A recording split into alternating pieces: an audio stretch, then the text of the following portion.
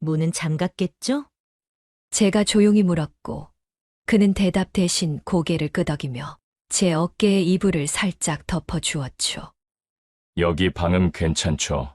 그가 웃으며 묻자 저는 장난스럽게 벽을 두어 번 톡톡 두드렸습니다. 이 정도면 옆방까지는 안 들릴 거예요.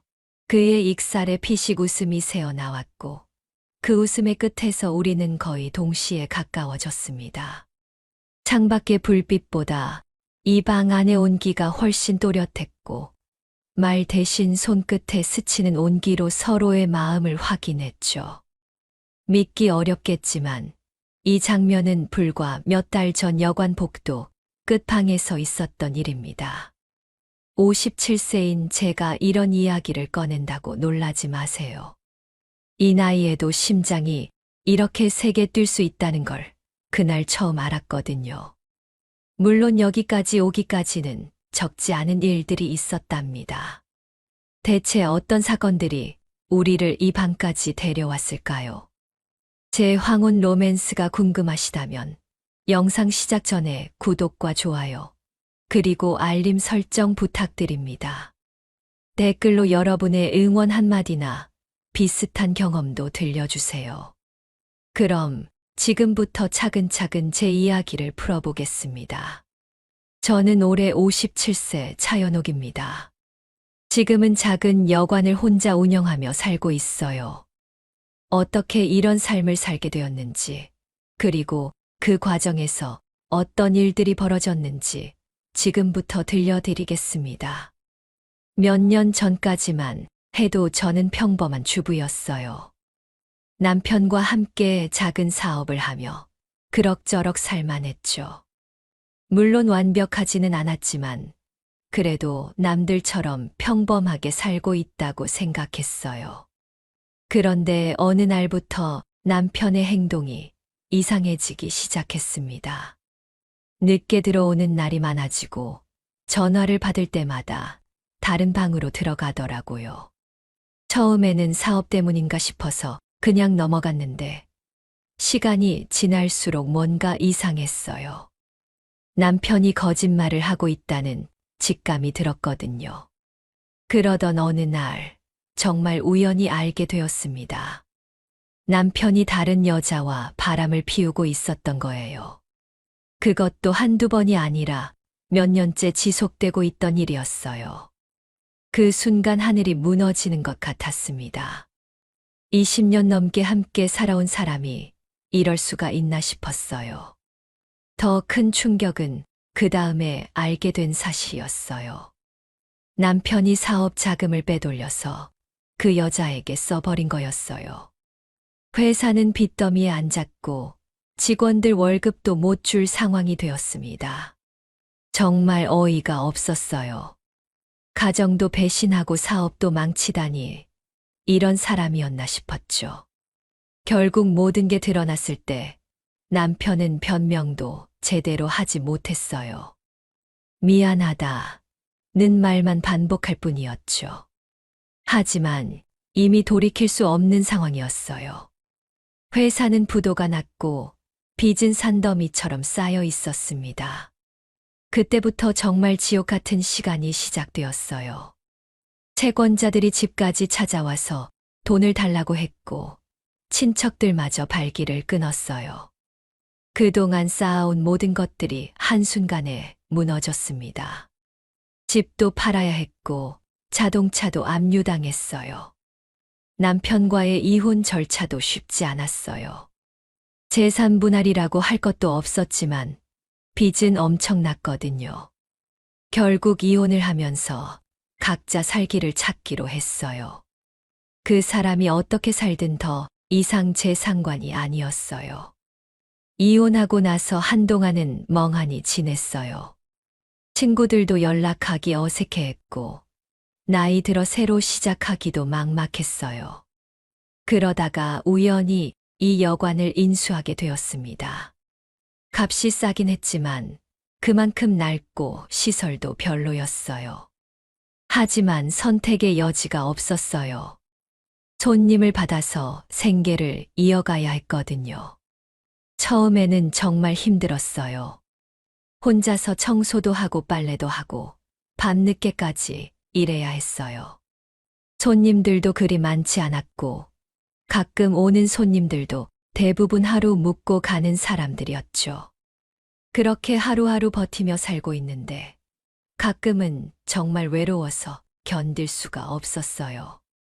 특히 밤에 혼자 있으면 이런 생각이 들더라고요. 내가 왜 이렇게 살고 있을까? 이게 내 인생의 전부인가? 하는 생각들 말이에요.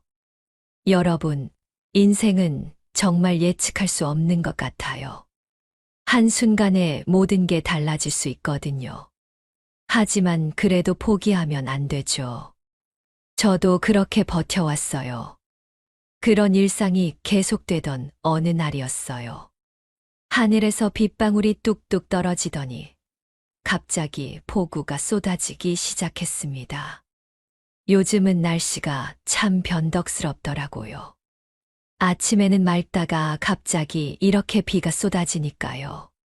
저는 여관 로비에서 빗소리를 들으며 혼자 앉아 있었어요. 이런 날에는 손님이 별로 없을 거라고 생각했거든요. 그런데 현관문이 열리면서 누군가 들어오는 소리가 들렸습니다. 고개를 들어보니 중년 남성 한 분이 서 계시더라고요. 비에 많이 젖었는지 어깨가 축축했어요. 그런데 뭔가 다른 손님들과는 느낌이 달랐습니다. 보통 여기 오는 분들은 대충 옷을 입고 오거나 좀 거칠어 보이는 분들이 많거든요. 하지만 이분은 깔끔한 차림새의 묵직한 가방을 들고 계셨어요. 나이는 한 59세 정도 되어 보였는데 첫인상부터 뭔가 신사적이라는 느낌이 들었습니다. 안녕하세요. 혹시 방 하나 있을까요? 그분이 조심스럽게 물어보더라고요. 목소리도 낮고 차분했어요. 보통 손님들은 방 있어요? 이렇게 대충 말하고 가는데 이분은 정중하게 인사부터 하시더라고요. 네, 있습니다. 며칠 정도 머무르실 예정이세요? 제가 물어봤어요. 일주일 정도 생각하고 있습니다. 조용한 방으로 부탁드릴게요. 정말 예의 바른 분이었어요. 손님 명단에 이름을 적으시는 모습을 보니까 글씨체도 반듯하더라고요. 김상호라는 이름이었습니다. 방 열쇠를 건네드리면서 잠깐 눈이 마주쳤는데 그분 눈빛이 참 깊어 보였어요. 뭔가 많은 이야기를 담고 있는 것 같은 그런 느낌이었습니다. 오랫동안 혼자 살다 보니 사람의 눈빛을 보는 눈이 생긴 것 같더라고요. 감사합니다. 폐 끼치지 않도록 조용히 지내겠습니다. 이런 말을 하면서 고개를 숙여 인사하시는데 마음이 왜 이렇게 따뜻해지는지 모르겠더라고요. 얼마나 오랫동안 이런 정중한 인사를 받아보지 못했던지요. 그분이 방으로 올라가신 후에도 계속 생각이 났어요. 다른 손님들은 체크인하고 나면 금방 잊혀지는데 왜 이분은 자꾸 떠오르는 건지 이상했습니다. 저녁 시간이 되어서 복도를 지나가는데 그분 방에서 조용한 음악 소리가 들렸어요. 클래식 음악 같았는데 정말 고급스러운 취향이라는 생각이 들었습니다. 문득 궁금해졌어요. 어떤 분이실까? 무슨 일을 하시는 분일까? 다음 날 아침 그분이 로비로 내려오셔서 말씀하시더라고요. 사장님, 아침 일찍부터 청소하시느라 수고 많으세요. 혹시 근처에 조용한 식당 있을까요? 이렇게 직원을 대하듯 정중하게 물어보시는 분을 본 게 언제였는지 모르겠어요. 마음이 좀 짠해지면서 동시에 오랜만에 설레는 기분이 들었습니다. 골목 끝에 할머니가 하시는 국밥집이 있어요. 깔끔하고 맛있어요. 제가 추천해 드렸더니 정말 고마워하시더라고요. 그렇게 며칠이 지났는데 그분 때문에 여관 분위기가 달라진 것 같았어요. 조용하고 단정한 손님이 계시니까 제 마음도 왠지 모르게 차분해졌습니다. 이상하게 청소할 때도 더 꼼꼼히 하게 되고 거울도 자주 보게 되더라고요. 여러분, 사람의 마음이라는 게 참 신기한 것 같아요. 나이가 들어서도 이런 설렘을 느낄 수 있다니 저도 몰랐어요. 김상호 씨가 온 지 며칠이 지났을까요? 그날 밤은 정말 잊을 수 없는 밤이 되었어요. 평소처럼 마지막 점검을 마치고 제 방으로 들어가려던 참이었습니다. 밤 12시가 넘은 시간이었어요. 여관이 조용해지면 저는 항상 문단속을 확인하고 전등을 끄는 게 일상이었거든요. 그날도 마찬가지로 현관문 잠금 장치를 확인하고 로비 불을 끄려고 했어요. 그런데 갑자기 뒤에서 누군가의 발소리가 들렸습니다. 처음에는 김상우 씨인가 싶어서 돌아봤는데 전혀 다른 사람이었어요.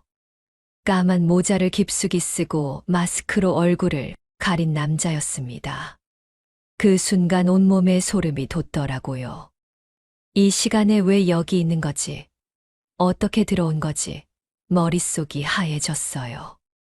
그 사람이 저를 빤히 쳐다보는데 눈빛이 너무 무서웠습니다.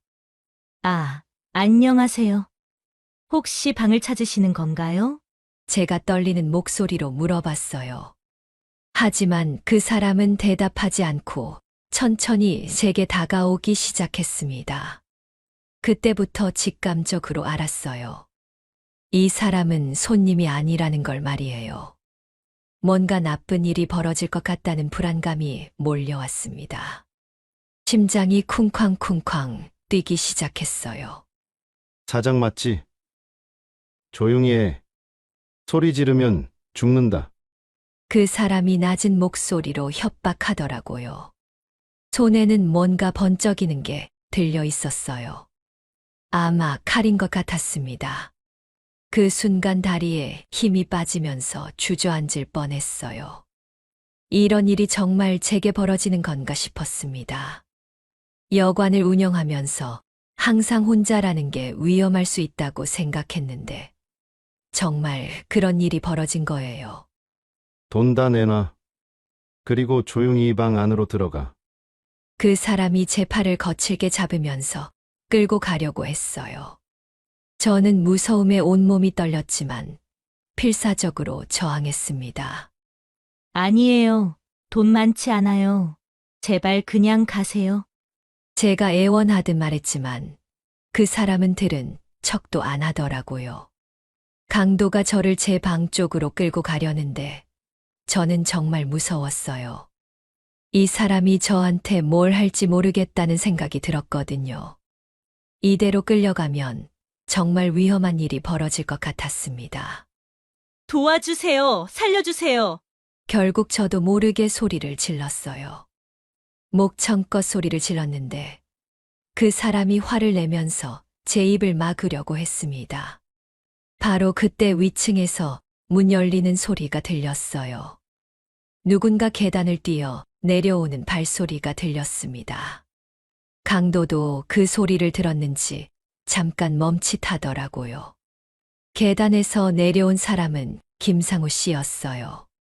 급하게 내려와서 상황을 파악하고는 바로 그 강도한테 달려들었습니다.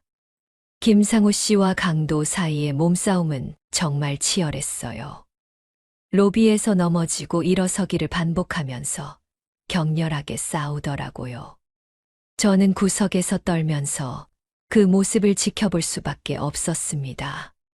상호 씨가 강도의 손목을 잡고 칼을 떨어뜨리려고 안간힘을 쓰는 모습이 보였어요. 그런데 강도도 만만치 않게 저항했습니다. 두 사람 모두 거친 숨소리를 내면서 싸우고 있었어요. 놔라! 가만히 있어! 강도가 소리를 지르면서 상호 씨를 밀쳐냈어요. 하지만 상호 씨는 포기하지 않았습니다. 오히려 더 힘을 내서 그 사람을 제압하려고 했어요. 몇 분이 지났을까요? 상호 씨가 강도를 바닥에 넘어뜨리는데 성공했어요. 그리고는 그 사람의 팔을 뒤로 꺾어서 움직이지 못하게 했습니다. 정말 순식간에 벌어진 일이었어요. 경찰 불러요! 빨리! 상호 씨가 저에게 소리쳤어요. 저는 떨리는 손으로 핸드폰을 꺼내서 112에 전화를 걸었습니다. 강도는 계속 욕설을 퍼부으면서 저항했지만 상호 씨가 워낙 힘이 세서 꼼짝할 수 없었어요. 경찰이 올 때까지 그 상태로 붙잡고 있었습니다. 경찰이 도착해서 강도를 연행해 간 후에야 진짜 끝난 거라는 실감이 났어요. 그때까지 긴장하고 있었는데 갑자기 힘이 빠지면서 다리가 후들거렸습니다. 괜찮으세요? 상호 씨가 제게 다가오면서 걱정스럽게 물어보더라고요. 그런데 저는 대답할 수가 없었어요. 무서웠던 기억이 되살아나면서 온몸이 떨렸거든요. 상호 씨가 저를 부축해서 소파에 앉혔어요. 그리고는 물을 가져다 주면서 천천히 마시라고 하더라고요.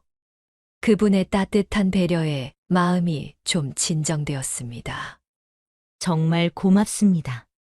선생님이 아니었으면 어떻게 됐을지. 제가 떨리는 목소리로 말했어요. 다행히 큰일 안 났네요. 앞으로는 밤에 혼자 계시지 마세요. 상호 씨가 진심으로 걱정해 주는 모습이었어요. 그런데 아직도 무서움이 가시지 않았어요. 손도 계속 떨리고 심장도 빨리 뛰었습니다. 그걸 보신 상호 씨가 조심스럽게 제 어깨에 손을 올려주었어요. 이제 괜찮아요. 제가 여기 있으니까 안심하세요. 그렇게 말씀하시면서 저를 안아주었어요. 그 순간 정말 묘한 기분이 들었어요. 남편과 이혼한 후로 이렇게 따뜻한 포옹을 받아본 적이 없었거든요. 상호 씨의 품이 넓고 든든했습니다. 처음에는 당황스러웠지만 시간이 지나면서 안도감이 밀려왔어요. 정말 오랫동안 느끼지 못했던 평안함이었습니다. 이런 감정을 다시 느낄 수 있을 줄은 몰랐어요. 상호 씨의 체온이 따뜻하게 전해져 왔어요. 그리고 은은한 향수 냄새도 났습니다. 남자다운 냄새였는데 왜인지 마음이 차분해지더라고요. 많이 무서우셨죠? 이제 다 끝났어요. 상호 씨가 제 등을 토닥토닥 두드려 주면서 말했어요. 마치 아이를 달래듯이 말이에요. 저도 모르게 눈물이 났어요. 무서웠던 마음도 있었지만 이렇게 누군가가 저를 지켜주고 위로해 준다는 게 너무 고마웠어요. 정말 오랜만에 느끼는 감정이었습니다. 그렇게 한참을 그분 품에 안겨 있었어요. 시간이 얼마나 지났는지도 모르게 말이에요. 그런데 이상하게 부끄럽거나 어색하지 않았어요. 오히려 자연스럽고 편안했습니다. 나중에 생각해 보니까 그게 진짜 안도감이었어요. 생애 처음 느끼는 그런 묵직하고 든든한 느낌이었습니다. 마치 든든한 산에 기댄 것 같은 그런 기분이었어요. 그 무서운 사건이 있고 난 다음 날부터 상호 씨와의 관계가 달라지기 시작했어요. 처음에는 그냥 고마운 마음뿐이었는데 시간이 지나면서 뭔가 다른 감정들이 생겨나더라고요. 며칠 후 저녁 시간이었어요. 상호 씨가 로비로 내려오시더니 조심스럽게 말을 건네셨습니다. 사장님, 아직도 그날 일 때문에 많이 놀라셨죠? 혹시 괜찮으시면 저녁이나 함께 하시겠어요? 처음에는 좀 당황스러웠어요. 손님과 이런 식으로 개인적인 만남을 가져본 적이 없었거든요. 하지만 그분의 따뜻한 눈빛을 보니까 거절할 수가 없더라고요. 네, 좋습니다. 어디로 가시겠어요? 멀리 가지 말고 근처 국밥집은 어떨까요? 조용히 이야기나 나누면서요. 그렇게 해서 처음으로 상호 씨와 둘이서 밖에 나가게 되었어요. 골목 끝에 있는 할머니 국밥집이었는데 밤 10시가 넘은 시간이라 손님이 거의 없었습니다. 구석진 자리에 마주 앉아서 뜨거운 국밥을 먹으면서 이야기를 시작했어요. 처음에는 그날 있었던 강도 사건에 대해서 말했지만 점점 개인적인 이야기로 넘어갔습니다. 사장님은 원래 여관 일을 하셨던 건 아니죠? 상호 씨가 조심스럽게 물어보더라고요. 저도 모르게 깊은 한숨이 나왔어요. 그동안 아무에게도 털어놓지 못했던 이야기들이 목구멍까지 올라왔습니다. 네, 남편과 이혼하고 나서 이 일을 시작했어요. 선택의 여지가 없었죠? 제가 씁쓸하게 웃으며 말했어요.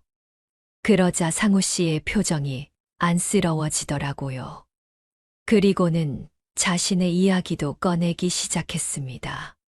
저도 비슷해요. 아내를 잃고 나서 혼자 지내는 게 이렇게 힘들 줄 몰랐어요.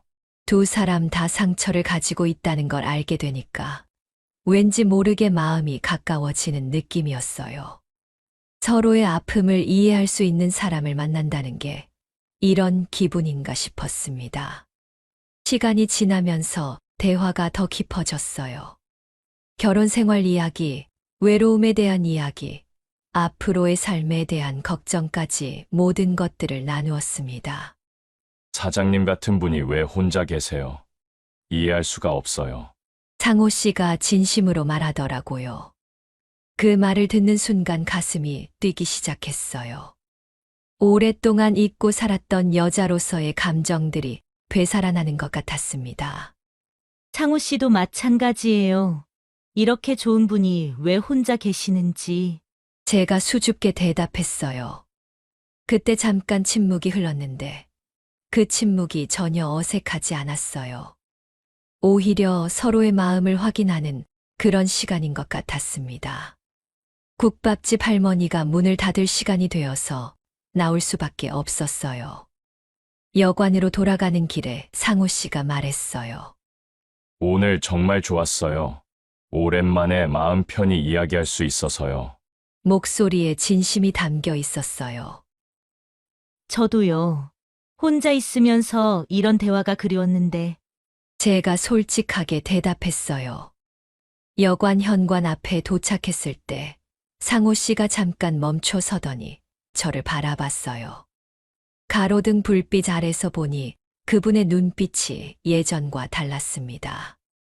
사장님, 뭔가 말하려다가 멈추더라고요.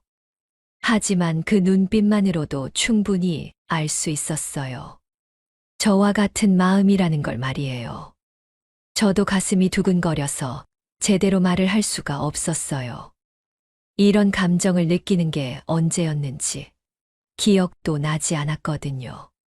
그 후로 며칠 동안 서로 의식하게 되었어요. 복도에서 마주칠 때마다 어색하면서도 설레는 기분이었습니다.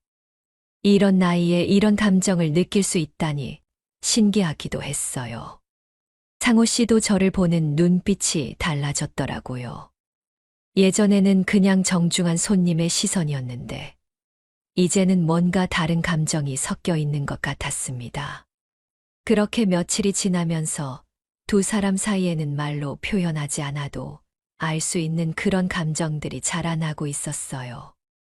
하지만 곧 예상치 못한 일들이 벌어지기 시작했습니다. 여러분, 어떤 일이 있었을까요? 궁금하시다면 구독과 좋아요 꼭 눌러주세요. 그리고 알림 설정까지 해두시면 새로운 영상을 가장 빨리 만나실 수 있어요. 댓글로 여러분의 생각도 들려주시고요. 이제 어떤 일이 벌어졌는지 계속 들려드리겠습니다. 그런 달콤한 시간들이 며칠 계속되었어요. 상호 씨와 점점 가까워지면서 마음도 편해지고 오랜만에 행복한 기분을 느꼈습니다. 하지만 그 행복도 잠시였어요. 어느 날 저녁 청소를 하려고 2층 복도를 지나가는데 상호 씨 방에서 전화 통화하는 소리가 들렸어요. 처음에는 그냥 지나치려고 했는데 목소리가 평소와 달리 굉장히 급박하고 초조해 보이더라고요. 돈을 어떻게든 마련해야 한다고? 시간이 얼마 남지 않았어? 상호 씨의 목소리였는데 전에 들어본 적 없는 다급한 톤이었어요. 저도 모르게 걸음을 멈추고 귀를 기울이게 되었습니다. 뭔가 심상치 않은 대화 같았거든요. 마음 한편으로는 엿듣는 게 옳지 않다고 생각했지만 궁금증을 참을 수가 없었어요. 아무에게도 말하지 마라. 절대로 들키면 안 돼. 이런 말들이 계속 들려왔어요. 그리고 중간중간에 욕설도 섞여 있었습니다. 그 순간 등골이 서늘해지는 느낌이었어요. 이게 제가 알던 그 따뜻하고 신사적인 상호 씨가 맞나 싶었습니다. 완전히 다른 사람의 목소리 같았어요. 이번이 마지막이야. 실패하면 정말 끝이라고. 상호 씨가 누군가에게 간절하게 말하는 소리가 들렸어요. 저는 가슴이 두근거리기 시작했어요. 뭔가 잘못된 일에 연루된 건 아닐까? 혹시 위험한 사람인 건 아닐까? 온갖 생각들이 머릿속을 스쳐 지나갔습니다. 더 들어보려고 했는데 갑자기 전화 소리가 끊어졌어요. 그리고 방 안이 조용해졌습니다. 저는 급하게 그 자리를 벗어나서 아래층으로 내려갔어요. 로비에 앉아서도 계속 생각이 났어요. 방금 들은 그 대화가 도대체 무엇에 관한 것일까? 돈을 마련해야 한다는 게 무슨 뜻일까? 왜 아무에게도 말하지 말라고 했을까? 다음 날부터 상호 씨를 보는 시선이 달라졌어요. 예전에는 믿음직하고 든든한 사람이라고 생각했는데, 이제는 뭔가 숨기는 게 있는 것 같았습니다. 그리고 또 다른 의심이 들기 시작했어요. 그날 밤 강도 사건이 정말 우연이었을까? 혹시 미리 계획된 일은 아니었을까? 상호 씨가 너무 완벽하게 나타나서 저를 구해준 게 이상하다는 생각이 들었어요.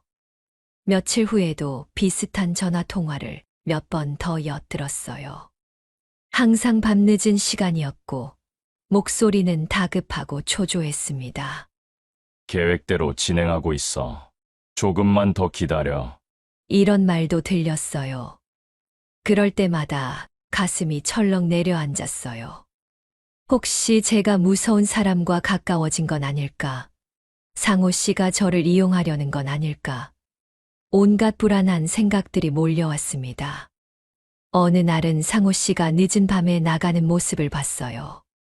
검은 옷을 입고 조심스럽게 현관문을 열고 나가더라고요.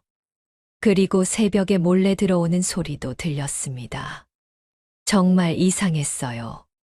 낮에는 그렇게 따뜻하고 신사적인데, 밤에는 완전히 다른 사람이 되는 것 같았습니다. 마치 두 개의 얼굴을 가진 사람 같았어요. 그 후로는 상호 씨가 말을 걸어와도 예전처럼 편하게 대화할 수가 없었어요. 항상 경계하게 되고 뭔가 숨기고 있는 건 아닌지 의심하게 되었습니다. 사장님, 요즘 표정이 안 좋아 보이시는데 괜찮으세요? 상호 씨가 걱정스럽게 물어봤을 때도 제대로 대답할 수가 없었어요. 네, 괜찮아요. 그냥 좀 피곤해서요. 이렇게 대충 넘어갈 수밖에 없었습니다. 내심으로는 빨리 체크아웃하고 떠났으면 좋겠다는 생각도 들었어요. 이런 불안한 상태로는 더 이상 함께 있기가 힘들 것 같았거든요. 하지만 한편으로는 제가 너무 예민하게 반응하는 건 아닌가 하는 생각도 들었어요. 혹시 오해일 수도 있잖아요. 그래서 더 확실한 증거를 찾아보기로 마음먹었습니다. 그런 의심들이 쌓이면서 저는 점점 더 큰 불안감에 휩싸이게 되었어요. 특히 그날 밤 강도 사건이 자꾸 떠올랐습니다. 너무 완벽한 타이밍이었거든요. 생각해 보니까 정말 이상한 점들이 많았어요. 강도가 침입했을 때 상호 씨가 너무 빨리 나타났고, 마치 미리 준비라도 한 것처럼 능숙하게 제압했습니다. 그리고 그 후로 저와 가까워지려고 했고요. 혹시 처음부터 계획된 일이었을까? 강도와 상호 씨가 한패가 되어서 저를 속이려는 건 아닐까? 이런 생각들이 머릿속을 떠나지 않았어요. 밤마다 들리는 수상한 전화 통화들도 그런 의심을 더 키웠습니다. 돈 이야기, 비밀스러운 계획, 그리고 밤늦게 몰래 나가는 행동까지. 모든 게 수상해 보였어요. 그래서 상호 씨와의 거리를 두기 시작했어요. 예전에는 마주치면 반갑게 인사하고 대화를 나눴는데, 이제는 최대한 피하려고 했습니다. 사장님, 안녕하세요. 오늘 날씨가 참 좋네요. 상호 씨가 다가와서 인사를 건넸을 때도 냉담하게 대답했어요. 네, 안녕하세요. 짧게 인사만 하고 빨리 자리를 떠났습니다. 혹시 제가 뭘 잘못했나요? 요즘 저를 피하시는 것 같은데.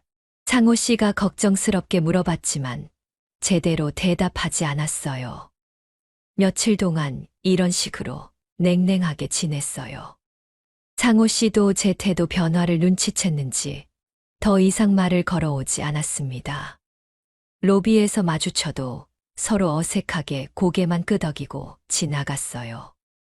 그런데 이상한 건 마음 한편으로는 섭섭하더라고요. 분명히 의심하고 있으면서도 그분과의 따뜻했던 시간들이 그리워지는 거예요. 정말 복잡한 감정이었습니다. 어느 날은 상호 씨가 저를 붙잡고 직접 물어보기도 했어요. 사장님, 제가 정말 뭘 잘못한 건지 모르겠어요. 말씀해 주시면 안 될까요? 하지만 저는 그냥 고개만 저었어요. 설마 혹시 당신이 강도와 한패인가요? 이런 말을 할 수는 없었거든요. 증거도 없는 상황에서 말이에요. 아무것도 아니에요. 그냥 바빠서 그래요. 이렇게 얼버무리고 넘어갔습니다. 상호 씨의 표정이 정말 안쓰러워 보였어요. 하지만 제 안전이 더 중요했습니다. 만약 정말 위험한 사람이라면 더 가까워지기 전에 거리를 두는 게 맞다고 생각했어요. 그렇게 일주일 정도가 지났을까요? 서로 말도 하지 않고 지내니까 여관 분위기가 정말 어색해졌어요. 예전에는 그분이 있어서 왠지 든든하다고 생각했는데, 이제는 오히려 부담스러웠습니다. 밤에 혼자 있을 때면 더 무서워졌어요.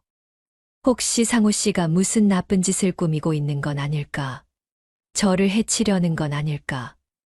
이런 생각들 때문에 잠도 제대로 올 수 없었습니다. 어느 날 밤에는 정말 무서워서 방문에 여러 겹으로 자물쇠를 걸어 놓기도 했어요. 그리고 침대 옆에 호신용 스프레이도 준비해 뒀습니다. 하지만 동시에 의문도 들었어요. 정말 나쁜 사람이라면 벌써 뭔가 해를 끼쳤을 텐데, 아직까지는 아무 일도 없었거든요. 오히려 예의 바르게 지내고 있었어요. 그래서 가끔은 제가 너무 예민하게 반응하는 건 아닌가 하는 생각도 들었어요. 혹시 정말 좋은 사람인데 제가 오해하고 있는 건 아닐까? 하지만 워낙 무서운 생각들이 많이 들어서 쉽게 마음을 바꿀 수가 없었습니다. 그런 갈등 속에서 며칠을 더 보냈어요. 상호 씨는 여전히 저를 의식하면서도 거리를 두고 있었고, 저도 마찬가지였습니다. 정말 답답한 상황이 계속되었어요. 그런 어색하고 불안한 시간들이 계속되던 어느 날이었어요. 상호 씨가 급하게 나가면서 방에 휴대폰을 깜빡하고 두고 간 거예요. 청소를 하러 올라갔다가 침대 옆 탁자에서 그 휴대폰을 발견했습니다. 처음에는 그냥 찾아서 전해드리려고 했어요. 하지만 그 순간 호기심이 발동했습니다. 혹시 이 기회에 제 의심이 맞는지 확인해 볼 수 있지 않을까 싶었거든요.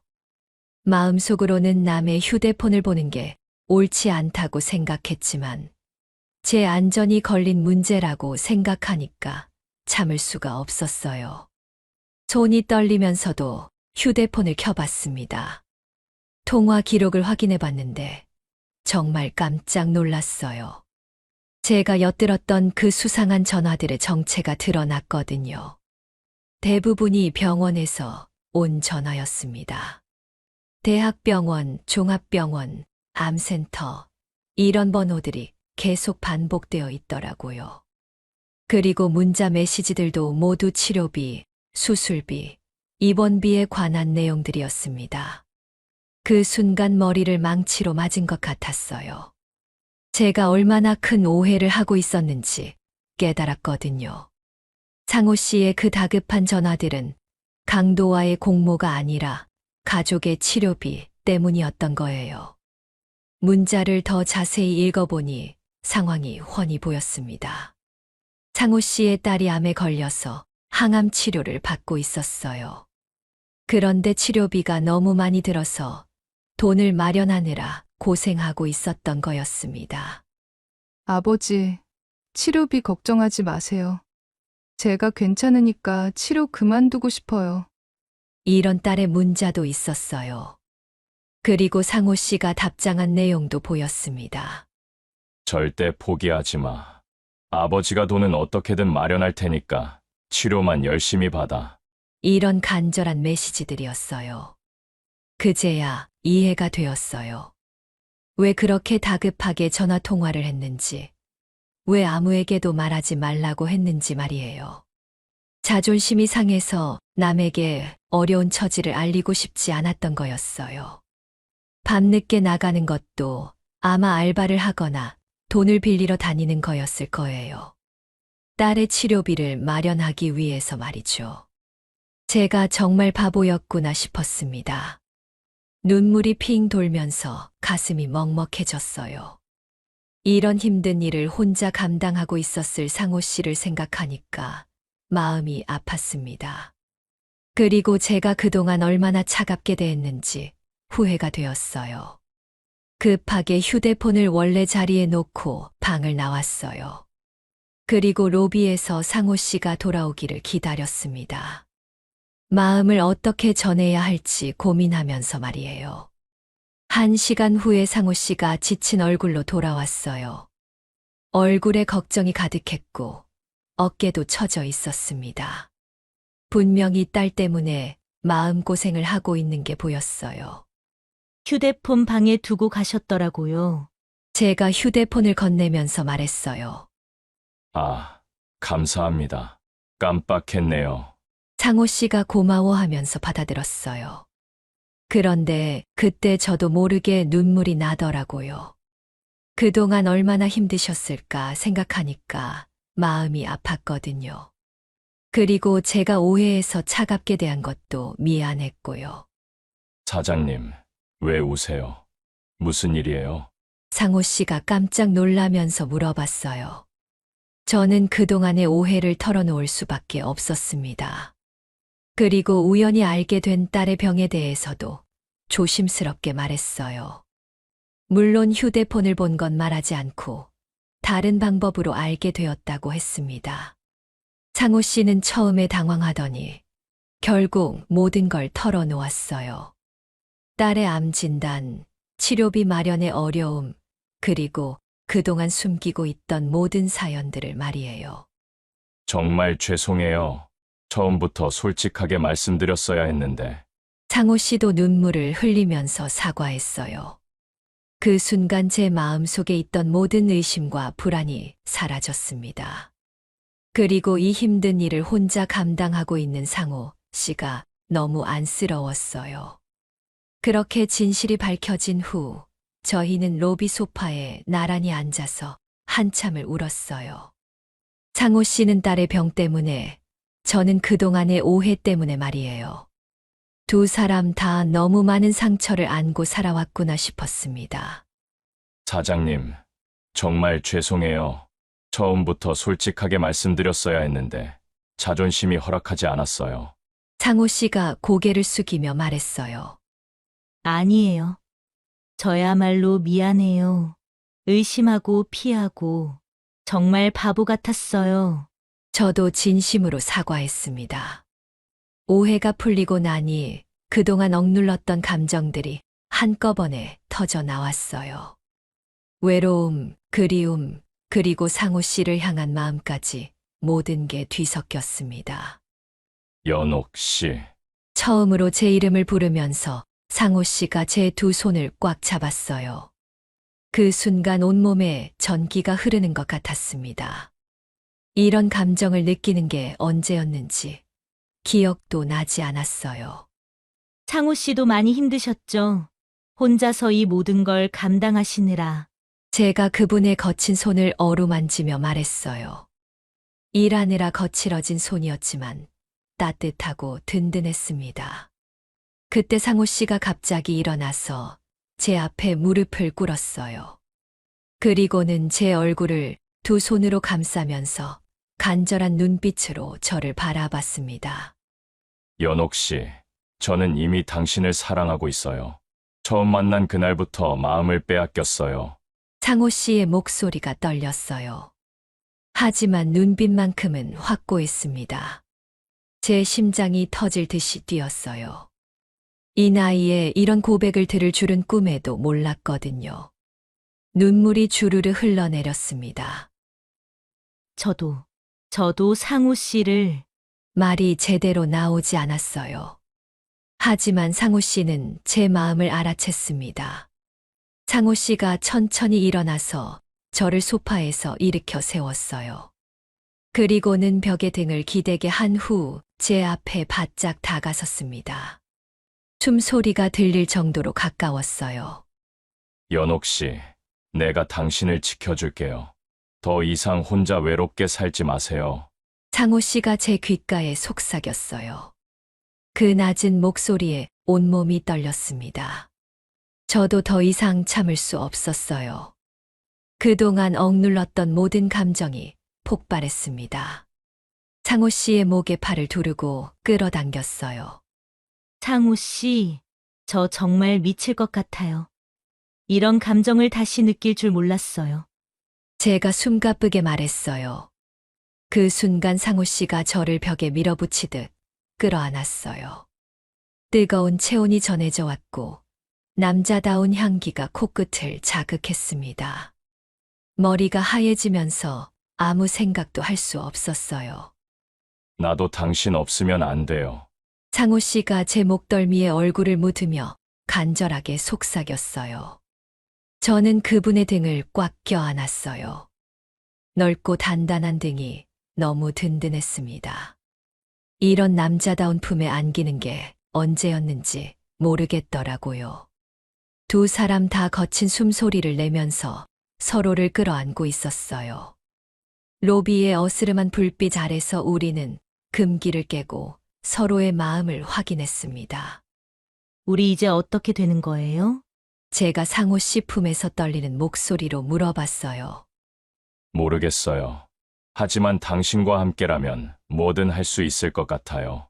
상호 씨가 제 머리카락을 쓰다듬으며 대답했어요. 그렇게 우리는 57세와 59세의 나이에 불타는 사랑에 빠졌어요. 처음에는 부끄럽고 당황스러웠지만 서로를 향한 갈망만큼은 젊은이들 못지않게 뜨거웠습니다. 한참을 그렇게 끌어안고 있다가 상호 씨가 제 얼굴을 들어 올렸어요. 그리고는 조심스럽게 제 입술에 입을 맞췄습니다. 오랫동안 잊고 있었던 떨림이 온몸을 휩쓸었어요. 그 뜨거운 밤이 지나고 난 후 제 삶은 완전히 달라졌어요. 이제 여관의 낡은 불빛 아래서도 더 이상 외롭지 않았습니다. 김상호라는 든든한 동반자가 제 곁에 있었거든요. 매일 아침 일어나면 상호 씨가 이미 로비에서 커피를 끓여놓고 기다리고 계셨어요. 그 모습을 보면 꿈인가 싶을 정도로 행복했습니다. 커피 한 잔 어때요? 상호 씨가 따뜻한 미소로 말하면 제 하루가 시작되었어요. 고마워요. 이렇게 챙겨주시니까 정말 좋아요. 제가 수줍게 대답하면서 커피를 받아들었습니다. 그전에는 혼자서 라면으로 때우던 아침 식사도 이제는 둘이서 함께 했어요. 간단한 계란 후라이와 토스트였지만 함께 먹으니까 세상에서 가장 맛있는 요리 같았습니다. 여관 일도 이제는 혼자 하지 않았어요. 상호 씨가 무거운 짐들을 들어주고 청소도 도와주고 손님 응대까지 함께 해주셨어요. 정말 든든한 파트너가 생긴 기분이었습니다. 이런 일까지 도와주시면 안 되는데. 제가 미안해하면 상호 씨는 항상 이렇게 말씀하셨어요. 우리 사이에 무슨 그런 말을 해요. 이제 우리는 한 팀이잖아요. 그런 말을 들을 때마다 가슴이 따뜻해졌어요. 저녁 시간이 되면 둘이서 함께 산책을 나갔어요. 예전에는 혼자 걷던 그 골목길을 이제는 손을 잡고 걸었습니다. 지나가는 사람들이 쳐다봐도 전혀 부끄럽지 않았어요. 우리 내일은 어디 갈까요? 딸 병문안도 함께 가실래요? 상호 씨가 조심스럽게 물어봤을 때 저는 망설임 없이 대답했어요. 물론이죠. 저도 인사드리고 싶었어요. 이제는 정말 가족이 된 기분이었거든요. 병원에서 상호 씨의 딸을 만났을 때 그 아이가 저를 보고 환하게 웃어주었어요. 아버지, 이분이 아버지 말씀하시던 그분이시죠? 정말 예쁘세요. 딸이 이렇게 말해주니까 얼마나 고마웠는지 몰라요. 그 후로는 병원비도 함께 마련했어요. 여관 수입이 많지는 않았지만 둘이 힘을 합치니까 조금씩 도움이 되었습니다. 상호 씨도 더 이상 혼자 짊어지지 않아도 되어서 마음이 한결 가벼워 보였어요. 밤이 되면 낡은 여관의 불빛 아래서 둘이서 차를 마시며 하루를 정리했어요. 오늘 있었던 일들, 내일의 계획들, 그리고 미래에 대한 꿈까지 모든 걸 나누었습니다. 나중에 딸이 완치되면 우리 어디로 여행 갈까요? 상호 씨가 꿈꾸는 표정으로 말할 때마다 제 마음도 설렜어요. 어디든 좋아요. 상호 씨와 함께라면요. 정말 진심이었어요. 이제는 여관에 새로운 손님이 와도 두려롭지 않았어요. 상호 씨가 옆에 있으니까 든든했거든요. 그리고 손님들도 저희 두 사람의 따뜻한 모습을 보고 편안해하는 것 같았어요. 어느 날 밤 상호 씨가 제게 이런 말을 했어요. 이 여관의 낡은 불빛이 이렇게 따뜻할 줄 몰랐어요. 당신과 함께하니까 모든 게 다르게 보여요. 저도 같은 마음이었어요. 예전에는 쓸쓸하고 어둡게만 느껴졌던 이곳이 이제는 세상에서 가장 포근한 보금자리가 되었습니다. 주변 사람들도 저희를 부러워했어요. 이 나이에 이런 좋은 인연을 만났다고 말이에요. 정말 감사한 일이었습니다. 가끔 과거를 돌아보면 신기해요. 남편의 배신으로 절망했던 그때 혼자서 이 여관을 시작했던 그 힘든 시간들이 모두 상호 씨를 만나기 위한 과정이었던 것 같아요. 이제 저는 더 이상 외로운 여관 주인이 아니에요. 사랑하는 사람과 함께 꿈을 키워가는 한 사람의 여자가 되었습니다. 57세에 찾은 이 소중한 사랑을 끝까지 지켜나갈 거예요. 여러분도 포기하지 마세요. 언제 어디서 어떤 인연이 기다리고 있을지 모르거든요. 나이는 숫자일 뿐이고 진정한 사랑에는 때가 따로 없는 것 같아요. 여러분, 긴 이야기 끝까지 들어주셔서 정말 감사합니다. 이 영상이 도움이 되셨다면 구독과 좋아요 버튼 꼭 눌러주세요. 그리고 알림 설정까지 해두시면 새로운 사연을 가장 빨리 만나실 수 있어요.